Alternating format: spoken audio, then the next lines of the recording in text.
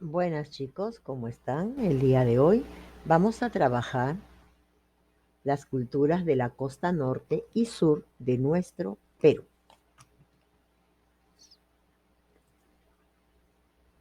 Las culturas de la costa norte. En el norte del Perú se formaron varias culturas importantes, las cuales nos dejaron costumbres y tradiciones ancestrales. Algunas se mantuvieron intactas y otras experimentaron cambios con el paso de los años. ¿Qué cultura de las costas conocemos? Empezaremos entonces por la cultura moche. La cultura moche, también conocida como mochica, fue una civilización prehispánica desarrollada entre los años 100 y 800 después de Cristo y surgió en los valles de Chicama y Trujillo en la costa norte del Perú. ¿Cuáles fueron las características de esta cultura? Los mochicas eran politeístas, puesto que adoraban a varios dioses. También fueron grandes ceramistas y orfebres. En sus vasijas se representaron a sí mismos como los huacos retratos, a sus dioses, escenas de la vida cotidiana y productos agrícolas.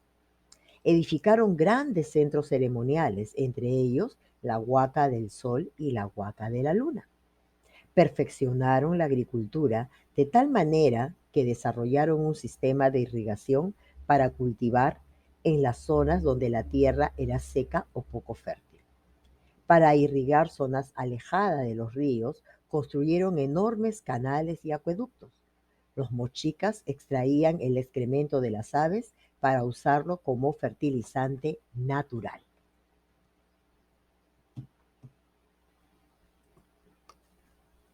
Tenemos ahora al reino Chimú.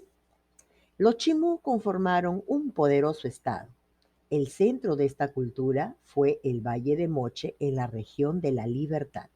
Tuvo como capital a Chanchán, ubicada en Trujillo, en la costa norte del Perú. ¿Qué características tuvo esta cultura? El reino Chimú era un estado teocrático, centralista y orientado a la expansión militar. Construyeron hermosos templos, palacios y murallas en Chanchán, la ciudad de barro más grande de América. Elaboraron finas joyas, vasos, orejeras y pectorales, brazaletes, máscaras, coronas y los famosos tumis o cuchillos ceremoniales. Usaron los caballitos de totora, pequeñas embarcaciones muy ágiles que aún no se siguen utilizando y fabricando mucho en Trujillo. La agricultura constituyó la base de la economía chimú, con otras actividades como la pesca y la caza. Construyeron bachaques, ¿no? O que son unos canchones hundidos para permitir las filtraciones de agua subterránea. Incentivaron el trueque comercial con los pueblos e incluso llegaron a usar monedas. Muy bien, ahora vamos a ver las culturas de la costa sur. Al sur del Perú también se desarrollaron grandes culturas que nos dejaron un gran legado. ¿Quiénes fueron los mejores tejedores en esta época? ¿Qué cultura nos dejó en las pampas de Ica un enorme calendario astronómico? ¿En qué lugar de la costa sur se desarrollaron? Muy bien, les presento a la cultura Paracas. La cultura Paracas surgió en la costa sur del territorio peruano en el año 700 a.C. en la ciudad de Ica, una zona muy cálida y desértica. ¿Qué características tuvo esta cultura? Los Paracas fueron gobernados por sacerdotes quienes controlaban la vida de la población. Esta civilización tenía la costumbre de enterrar a sus muertos en posición fetal, cubiertos por diversas capas de tejidos, ¿no? A eso le llamamos orfagos funerarios. Los Paracas tuvieron una economía basada en la pesca marina y en el cultivo del maíz, frijoles, mandioca, maní y pimientos rojos. Utilizaron el algodón y lana de vicuña y alpaca para producir sus tejidos y mantas multicolores. Sus mantos y textilería en general son los más bellos del mundo. Los colores para teñir sus mantos eran obtenidos de colorantes naturales producidos a partir de plantas y minerales. Se han registrado alrededor de 190 tonalidades de verdes, azules, rojos, amarillos, marrones, etc. La deformación craneana fue una práctica que sirvió como un signo de distinción del individuo en su grupo social para el liderazgo, magia o ambas. Entre los paracas la costumbre era practicada por la nobleza. Ahora vamos a ver a la cultura nazca. Ellos fueron los creadores de los misteriosos geoglíficos.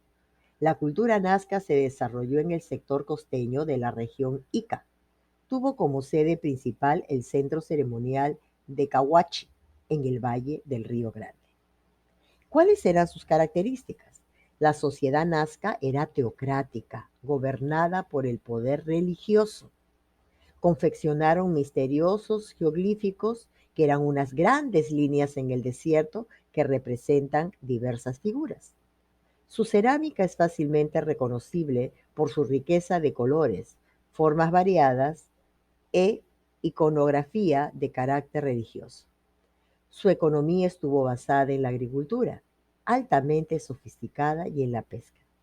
En el valle de Nazca, el yacimiento de Cahuachi fue probablemente la capital del estado, puesto que además de las viviendas, habían edificios públicos que cumplían funciones ceremoniales y administrativas.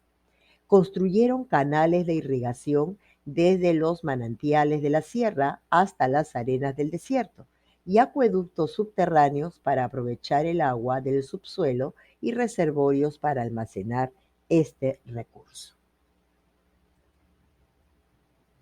Nuestra cultura es rica, nuestra cultura es maravillosa.